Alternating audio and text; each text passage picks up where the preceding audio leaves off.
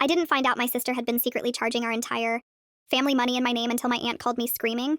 And when I say screaming, I mean the kind where you have to pull your phone away from your ear. How could you do that? She yelled. I was half asleep. It was 8:12 a.m. on a Sunday. What? I croaked. The emergency fund, Mia. You told us you had cancer. I sat straight up in bed. What? And that's how I found out my older sister had been running. A fake fundraiser using my face. I'm Mia, I'm 25, and my sister, Ava, has always needed attention. Like she needs oxygen. Growing up, she was the dramatic one. The loud one. The one who fainted at school assemblies and somehow made every birthday party about her. But this was next level unhinged. Apparently 3 months ago, Ava created a private family group chat. She told everyone I had been recently diagnosed but didn't want it public. She said I was too proud to ask for help. So she asked for me. She sent them photos of me. Real photos. Pictures from my Instagram. At brunch. At the gym. Smiling. And captioned them with things like, she's trying to stay strong. She doesn't want anyone to know. She's lost weight from stress. I felt physically sick reading the screenshots my aunt forwarded me. She said you didn't want calls, my aunt said. She told us to send money directly to her so you wouldn't feel embarrassed. I couldn't breathe. How much money? I asked. Silence. Almost 12,000. $12,000. I wish I could say I handled it calmly. I didn't. I drove straight to my mom's house where Ava still lived temporarily. She'd been there 4 years. She was sitting at the kitchen table, scrolling on her phone like nothing was wrong. Ava, I said. She looked up slowly and smiled. Oh, you found out. Not even nervous. Not even guilty. Just mildly inconvenienced. What is wrong with you? I asked. She rolled her eyes. Relax, I was going to pay it back. With what job? She didn't answer. Instead, she shrugged. You always get attention. I just needed something. Something? Something? You needed to fake my cancer for something? I told my mom everything. You know what she said? Well, maybe you should have been more supportive of your sister. I stared at her. She committed fraud. She's going through a lot. So was I. But apparently not cancer. By that night, more family members were calling me. Some crying. Some angry. Some demanding their money back. And the worst part? Some of them thought I was in on it. That I knew. That I let her do it. That I was splitting the money. I have never felt so betrayed in my life. 2 days later, I got a message from a cousin I barely speak to. You might want to see this. It was a link. A public GoFundMe. With my name in the title. Support me as Cancer Battle. It had 4372 shares. And before I tell you what happened next, subscribe if you like daily Reddit drama. Because this story, it gets worse. The fundraiser description was written like a novel. Mia has always been the strong one. She didn't want anyone to know about her diagnosis. There were fake hospital details.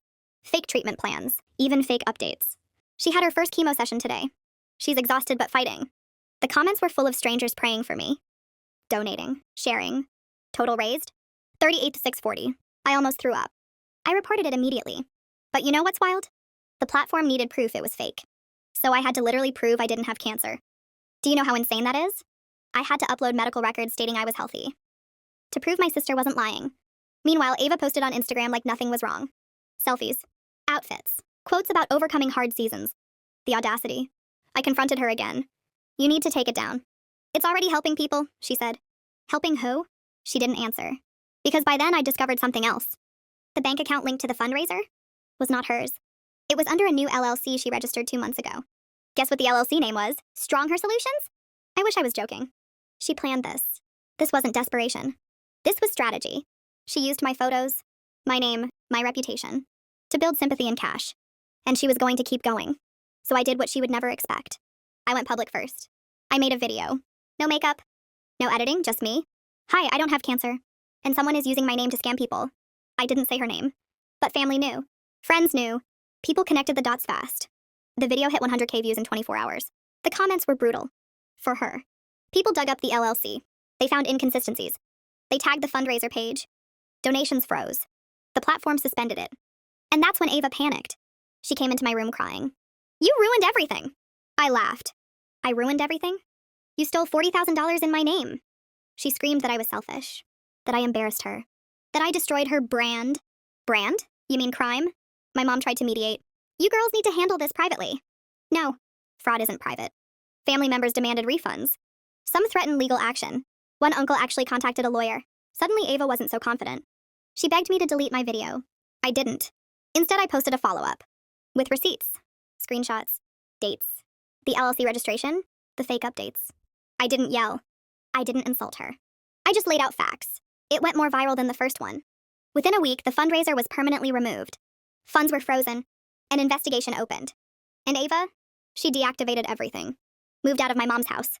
Blocked half the family. Do I feel bad? Honestly, no. Because imagine if someone had donated their last $20 thinking they were helping me survive. Imagine the guilt I would have carried if I stayed quiet. The wildest part? Months later, someone messaged me. Your story saved my grandma from donating to another fake medical fundraiser. That's when it hit me. Silence protects scammers. Exposure protects victims. Even if the scammer is your own sister. I haven't spoken to Ava since. My mom still thinks I went too far, but I sleep peacefully knowing my name isn't attached to a lie anymore. And if there's one thing I learned, sometimes the person closest to you will use your face for profit. But once you take control of the narrative, they lose the spotlight, and the money, and the power.